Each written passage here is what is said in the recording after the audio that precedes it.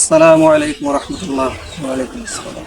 প্রিয় দর্শক, আজকে আপনাদের সামনে আমাদের চেম্বার থেকে একজন দুর্ধর্ষ জিনের রোগীর হিস্টরি তাদের থেকে সাক্ষাৎকার হিসেবে আপনাদের সামনে উপস্থাপন করছি।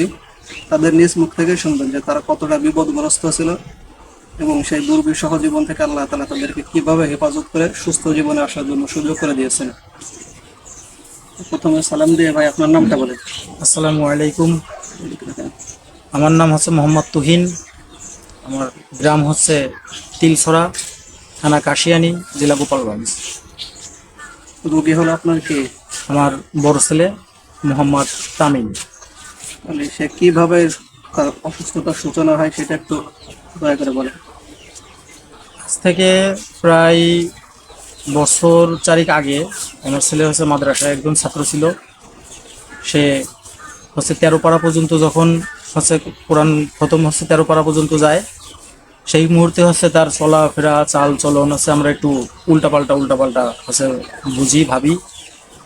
তখন হচ্ছে ডাক্তারি ট্রিটমেন্ট করলাম, এরপরে নানান মানুষের নানান কথা তথ্য নিয়ে হচ্ছে কবিরাজের বাড়ি যাওয়া আসা করছি, কবিরাজের সাথে দেখা করছি, সাক্ষাতে কথা বলছি, অনেক তান্ত্রিক কবিরাজ দেখানোর পরে সূচনা পেলাম এতে একটা জিনের ভাব। এরপরে এই কবিরাজের বাড়ি থেকে ওইখান থেকে যাই, আবার টাকা পয়সা খরচ করি, আবার রুগী যা তাই, কোনো হচ্ছে পরিবর্তন হচ্ছে বুঝি না, ভালো কোনো পরিবর্তন হচ্ছে পাই না। অল্প কিছুদিন ভালো থাকে, আবার যা তাই হয়ে যায়। এরপরে এগুলো করতে করতে হঠাৎ একদিন সে এতটাই হচ্ছে মানে খারাপ অবস্থায় যে এখন না পারতেছি কবিরাজি ট্রিটমেন্ট করতে, না পারতেছি হচ্ছে ডাক্তারি ট্রিটমেন্ট করতে। এমত অবস্থায় আমাদের হচ্ছে আর্থিক অবস্থাও খুব একটা ভালো ছিল না। অনেক টাকা, অনেক পয়সা, অনেক জায়গা দৌড়াদৌড়ি করছি, অনেক কিছু করছি, কিন্তু ফল ভালো পাইনি।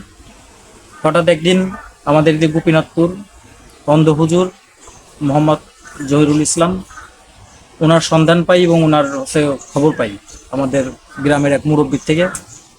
তো ইনার সাথে যখন যোগাযোগ করি তখন হচ্ছে জিন হাজির হয়, কথা বলি। এমতো অবস্থায় কথা বলতে বলতেও প্রথম যখন উপস্থিত হই একটা জিন আসে, হাজির হয়, কথা বললাম। তারপরে হচ্ছে আমরা হচ্ছে ট্রিটমেন্ট নিয়ে হচ্ছে বাড়ি চলে গেলাম। 2 দিন পরে দুর্ধর্ষ এক জিন এসে চ্যালেঞ্জের মুখোমুখি হচ্ছে চলে গেল। সেই হচ্ছে মানে এতটাই হচ্ছে বাজে এবং দুর্ধর্ষ জিন যে হুজুরের হচ্ছে চ্যালেঞ্জ হচ্ছে ঘোষণা করছে যে তোর মানুষ কোনো তান্ত্রিক কবিরাজ হুজুর হচ্ছে আমার হচ্ছে সরাইতে পারবে না, আমার হচ্ছে খেতাতে পারবে না। তো সেইভাবে হচ্ছে হুজুরের থেকে আমরা ট্রিটমেন্ট গ্রহণ করি, ট্রিটমেন্ট নেই। ট্রিটমেন্টের এক পর্যায়ে হুজুর অনেক পরিশ্রম করছে, অনেক মেহনত করছে। করতে করতে করতে করতে হঠাৎ একটা, দুইটা, তিনটা, চারটা, পাঁচটা, 5 নম্বর জিন যখন আটক হয় তখন আমরা আরও প্রেশানিতে পড়ে যাই যে এতগুলো জিন হচ্ছে কিভাবে আসে। তখন হুজুরের থেকে আমরা পরামর্শ হচ্ছে নিচ্ছি, তার ভিতর দিয়ে হচ্ছে জিন আসতেছে যাচ্ছে, আসতেছে যাচ্ছে।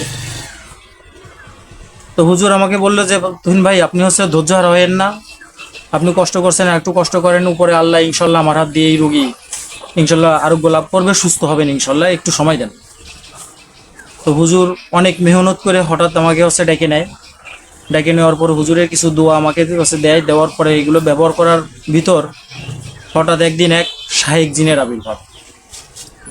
যখন শাহেক জিনের আবির্ভাব হয় তখন সে জিন নাম প্রকাশ করে জিন মোহাম্মদ আব্দুল আমিন সাহেব। তিনি আমাদের সালাম জানান এবং সালাম আমরা গ্রহণ করি এবং অন্ধ হুজুরের সাথে উনি সাক্ষাতে এসে কথা বলেন।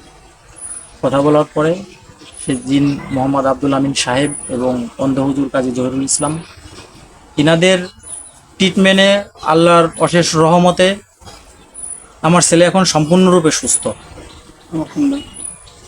এতটাই হচ্ছে সম্পূর্ণরূপে সুস্থ যে এখন ওনার কাছে কোনো প্রকারের কোনো দুষ্ট জিন, মানসিক ক্ষতি, তান্ত্রিক কবিরাজের ক্ষতি কোনো কিছুই হচ্ছে তার সংস্পর্শে আসতে পারে না, অশেষ আল্লাহর রহমতে এবং হুজুরের দোয়ায় এবং শাহেক জিন আব্দুল আমিন সাহেবের দোয়ার বরকতে এখন আমরা যথেষ্ট ভালো আছি, সুস্থ আছি।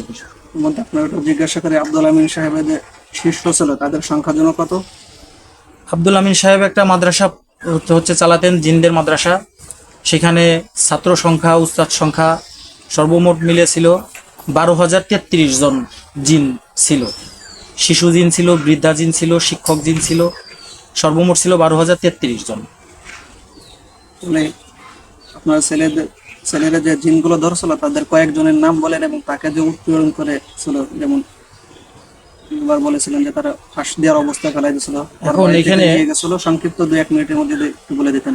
এখানে সর্বপ্রথম যখন আমরা অন্ধ হুজুরের কাছে আসি, তখন একটা জিন তাড়ানো হয়েছিল, তার নাম ছিল হচ্ছে সুমন দেব। তাকে অন্ধ হুজুর হলুদ দিয়ে পুড়াইয়ে তারপরে জুতা দিয়ে তাকে বিদায় দেওয়া হয়। এরপরে বোতলে পড়া হয়। সেখানে জিন ভবানী ছিল, নাম প্রকাশ করছিল জিন ভবানী। তারপরে ছিল জিন লক্ষ্মী, সীতা এবং জিন রীতা। সবচাইতে দুর্ধর্ষ জিন ছিল জিন শিব ঠাকুর। সেই জিন শিব ঠাকুরকেই ধরার জন্য সর্বোচ্চ সহযোগিতা করেছিলেন সাহেব জিন মোহাম্মদ আব্দুল আমিন সাহেব। তার দোয়ার বরকতে, তার উপস্থিতিতে এই জিন শিব ঠাকুর, এই শিব ঠাকুর সেই শিব ঠাকুর যে অন্ধ হুজুরকে চ্যালেঞ্জ করে দিয়েছিল যে অন্ধ হুজুর আমার কিছু করতে পারবে না এবং কোনো তান্ত্রিক আমার কিছু করতে পারবে না। ইনশাল্লাহ অন্ধ হুজুরের দোয়ার বরকতে, আল্লাহর রহমতে সেই শিব ঠাকুরকে পর্যন্ত অন্ধ হুজুরের থেকে বিদায় দিয়ে তাকে মেরে ফেলা হয়েছে এখান থেকে। এরকম সর্বমোট 9টা জিন এই অন্ধ হুজুর থেকে তারা নিয়েছিল এই আমার ছেলে তামিমের শরীর থেকে। তাহলে হুজুরের চিকিৎসাতে মোটামুটি আপনারা সন্তুষ্ট আছেন? আলহামদুলিল্লাহ, আমরা যথেষ্ট ভালো আছি এবং দোয়া করি হুজুরের জন্য। হুজুর আমাদের জন্য দোয়া করবে সর্বক্ষণ। আমরা যেরকম উপকৃত হয়েছি, আরো 5 জন এরকম হুজুরের দোয়ার বরকতে, আল্লাহর রহমতে উপকার পায়, এই দোয়া করছি ইনশাআল্লাহ। আমিন।